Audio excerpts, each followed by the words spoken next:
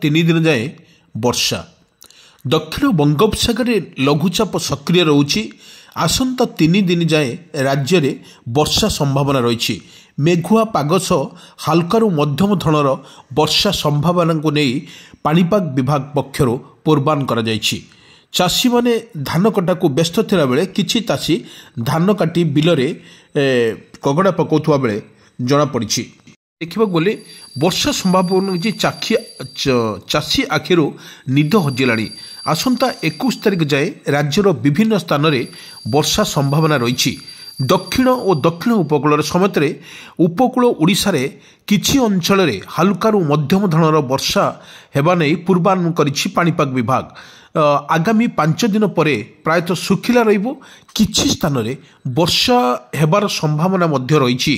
କିନ୍ତୁ 19 ତାରିଖରେ ପାଗ ମେଘୁଆ ରହିବ ବୋଲି ଏହାକୁ ନେଇ ଆକଳନ କରିଛି ଭୁବନେଶ୍ୱରସ୍ଥିତ ଆଞ୍ଚଳିକ ପାଣିପାଗ ବିଭାଗ। ପୁରୀ, କେନ୍ଦ୍ରାପଡ଼ା, ଗଜପତି, ଜଗତସିଂହପୁର, କୋରାପୁଟ, ରାୟଗଡ଼ା ଜିଲ୍ଲାରେ ହାଲକାରୁ ବର୍ଷା ହେବା ନେଇ ସମ୍ଭାବନା କରୁଥିବା ଗୋଟିଏ 2ଟି ସ୍ଥାନରେ ମଧ୍ୟ ଧରଣର ବର୍ଷା ହେବାର ସମ୍ଭାବନା ରହିଛି। ସେହିପରି ଉପକୂଳ ଓଡ଼ିଶାରେ କିଛି ଅଞ୍ଚଳରେ ବର୍ଷା ହେବାର ସମ୍ଭାବନା ରହିଛି। କିନ୍ତୁ ଆଭ୍ୟନ୍ତରୀଣ ଜିଲ୍ଲାଗୁଡ଼ିକରେ ହାଲକାରୁ ମଧ୍ୟମ ଧରଣର ବର୍ଷା ହେବାର ପାଣିପାଗ ବିଭାଗ ଆକଳନ କରିଛି। 21 ତାରିଖରେ ହାଲକାରୁ ଅତ୍ୟନ୍ତ ହାଲକା ବର୍ଷା ଅଛି ଏବଂ ପାଗ ମେଘୁଆ ଥିବାବେଳେ ଗୋଟିଏ 2ଟିରେ ସ୍ଥାନରେ କୁହୁଡ଼ି ଦେଖାଯିବ ବୋଲି ପାଣିପାଗ ବିଭାଗ ତରଫରୁ ମଧ୍ୟ ପୂର୍ବାନୁମାନ କରାଯାଇଛି। ଯାହା ଅପଡେଟ୍ ଖବର ଆସୁଛି ପାଣିପାଗର କହିବା ଅନୁଯାୟୀ ପାଗ ତ ଦେଖିବାକୁ ଗଲେ 3 ଦିନ ଧରି ବର୍ଷା ତ ଲାଗି ରହିବ ନିଶ୍ଚିତ। କିନ୍ତୁ ଯାହା ଅପଡେଟ୍ ନ୍ୟୁଜ୍ ଏବେ ହସ୍ତଗତ କରାଯାଉଛି ପାଣିପାଗ ବିଶେଷଜ୍ଞ ତରଫରୁ କାଁ ଭାଁ ଜାଗାରେ କେଉଁଠି ବର୍ତ୍ତମାନ ବର୍ଷା ମଧ୍ୟ ଝିପିଝିପି ବର୍ଷା ସହିତ ମଧ୍ୟମ ଧରଣର ବର୍ଷା ଆରମ୍ଭ ହୋଇଯାଇଛି। କିନ୍ତୁ ଦକ୍ଷିଣ ବଙ୍ଗୋପସାଗରରେ ଲଘୁଚାପ ସକ୍ରିୟ ଥିବାରୁ ରାଜ୍ୟରେ ଆସନ୍ତା 3 ତାରିଖ ପର୍ଯ୍ୟନ୍ତ 3 ଦିନ ଧରି ବର୍ଷା ହେବାର ମଧ୍ୟ ସମ୍ଭାବନା ରହିଥାଏ।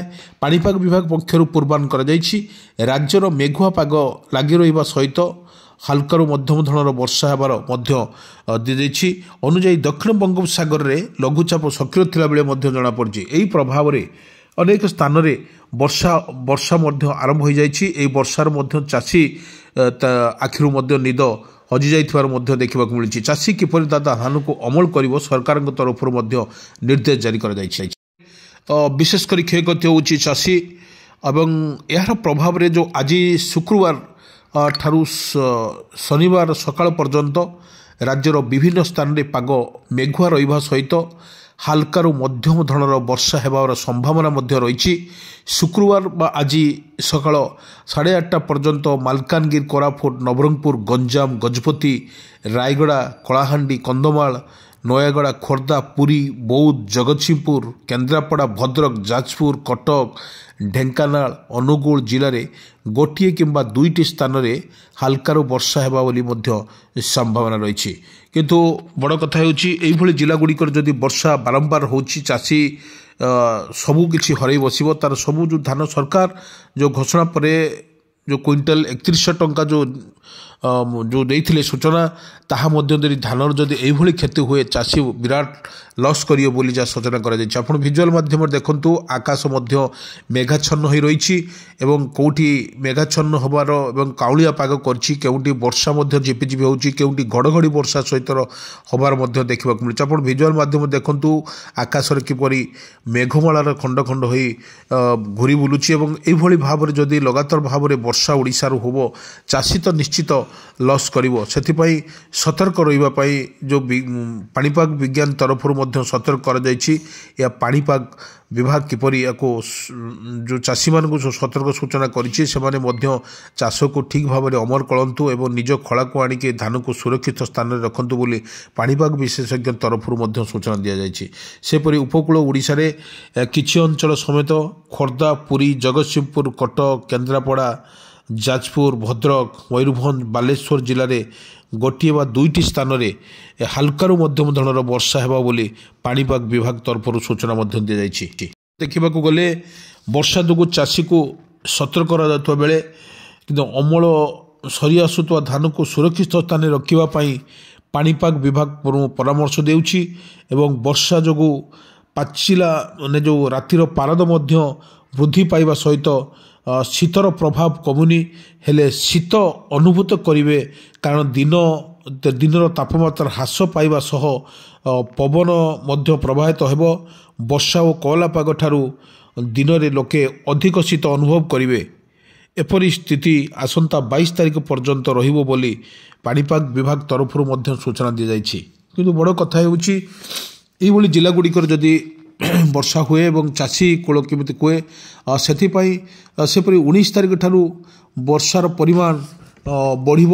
ବର୍ଷାର ପରିମାଣ ବଢ଼ିବା ସହ ବିଜୁଳି ଘଡ଼ଘଡ଼ି ସହ ହାଲକାରୁ ମଧ୍ୟମ ଧରଣର ବର୍ଷାକୁ ନେଇ ଗଞ୍ଜାମ, ଗଜପତି, ରାୟଗଡ଼ା, କନ୍ଧମାଳ, କଳାହାଣ୍ଡି, ମାଲକାନଗିରି, କୋରାପୁଟ, ନବରଙ୍ଗପୁର ଜିଲ୍ଲାକୁ ୟେଲୋ ୱାର୍ଣ୍ଣିଂ ଜାରି କରିଛି ପାଣିପାଗ ବିଭାଗ। କିନ୍ତୁ ଡିସେମ୍ବର 20 ତାରିଖରେ ପୁରୀ, ଜଗତସିଂହପୁର, ଖୋର୍ଦ୍ଧା, ବାଲେଶ୍ୱର, କଟକ, ଭଦ୍ରକ, ଗଜପତି, ମୟୂରଭଞ୍ଜ, କେନ୍ଦୁଝର ଏଇଭଳି ଜିଲ୍ଲାଗୁଡ଼ିକରେ ଅଞ୍ଚଳରେ ହାଲକାରୁ ମଧ୍ୟମ ଧରଣର ବର୍ଷା ହେବାକୁ ନେଇ ପୂର୍ବାନୁମାନ କରିଛି ପାଣିପାଗ ବିଭାଗ। ଆପଣ ଦେଖନ୍ତୁ ଯେଭଳି ବର୍ଷା ଲାଗି ରହୁଛି, ସେ ବର୍ଷାରେ ମଧ୍ୟ କିଛି ପରିମାଣର କ୍ଷୟକ୍ଷତି ହେଉଛି ଏବଂ ଚାଷୀର ସର୍ବନାଶ ହେବାର ଆଶଙ୍କା ବହୁତ ଥିବାରୁ ସରକାରଙ୍କ ତରଫରୁ ମଧ୍ୟ ପାଣିପାଗ ବିଶେଷଜ୍ଞ ତରଫରୁ ମଧ୍ୟ ସୂଚନା କରାଯାଇଛି ଏବଂ ଅତିଶୀଘ୍ର ଏହାକୁ ଅମଳ କରିବା ପାଇଁ ଚାଷୀକୁ ପରାମର୍ଶ ଦିଆଯାଇଛି। ବର୍ତ୍ତମାନ ସକ୍ରିୟ ରହିଛି। ଏହି ସକ୍ରିୟ ଫଳରେ ଅନେକ ଜିଲ୍ଲାରେ ମଧ୍ୟ ବର୍ଷା ଆରମ୍ଭ ହୋଇସାରିଛି ଏବଂ ତୁହାକୁ ତୁହା ବର୍ଷା ମଧ୍ୟ ଆରମ୍ଭ ହେଉଛି ଏବଂ ଆକାଶ ମଧ୍ୟ ମେଘାଚ୍ଛନ୍ନ ଦେଖାଉଛି। କେଉଁଠି ବିଜୁଳି ଘଡ଼ଘଡ଼ି ସହିତ ବର୍ଷା ମଧ୍ୟ ଅନେକ ଜିଲ୍ଲାରେ ମଧ୍ୟ ଦେଖିବାକୁ ମିଳିଥିଲା ଏବଂ ବର୍ଷାର ପରିମାଣ ଝିପିଝିପି ଆରମ୍ଭ ହୋଇଯାଇଛି ଏବଂ ଧାନ କ୍ଷେତ୍ରରେ, ପାଚିଲା ଧାନ କ୍ଷେତ୍ରରେ ବର୍ଷାର ମଧ୍ୟ କ୍ଷେତଗୁଡ଼ିକ ଭିଜୁଛି। ଆପଣ ଭିଜୁଆଲ ମାଧ୍ୟମରେ ଦେଖୁଥିବେ ଲଘୁଚାପ କିପରି ସକ୍ରିୟ ରହିଛି ସବୁ ଯେଉଁ ସମୁଦ୍ରରେ, ଏହାକୁ ମଧ୍ୟ ସିଧାସଳଖ ସ୍ପଷ୍ଟ ଚିତ୍ର ଦେଖନ୍ତୁ। ଏ ଲଘୁଚାପର ଚିତ୍ର, ଏହି ଲଘୁଚାପରେ କିପରି ସକ୍ରିୟ ରହିଛି। ଯେଉଁ ଆଣ୍ଡାମାନ ହେଉଛି ବଙ୍ଗୋପସାଗରରେ ଯେଉଁଭଳି ଲଘୁଚାପ ସୃଷ୍ଟି ହୋଇଛି ତାହା ମଧ୍ୟ ଲୋକମାନଙ୍କୁ ସ୍ପଷ୍ଟ କରିଦିଆଯାଉଛି। ଏ ମଧ୍ୟ ଲଘୁଚାପ ସକ୍ରିୟ ରହିଛି। କିନ୍ତୁ ଓଡ଼ିଶାରେ ଏହା ପ୍ରଭାବ ଅତି ବେଶୀରେ ନଥିଲେ ମଧ୍ୟ ତାହା ମଧ୍ୟ ହାଲକାମି ମଧ୍ୟମ ଧରଣର ବର୍ଷା ହେଉଛି ଏବଂ ଚାଷୀ ସର୍ବନାଶ ହେଉଛି। ଏଭଳି ଦେଖନ୍ତୁ ବର୍ଷା ଯେଭଳି ରାତିର ଦୃଶ୍ୟ, ଝିପିଝିପି ବର୍ଷା ସହିତ ମଧ୍ୟ ପବନର ହାଲକା ପବନ ବହୁଛି ଏବଂ ଶୀତର ପ୍ରଭାବ ରହିଛି। ଚାଷୀଙ୍କୁ ଉପଦେଶ ଦିଆଯାଇଛି ଯେମାନେ ସୁରକ୍ଷିତ ଧାନକୁ ଆଣିବା ପାଇଁ।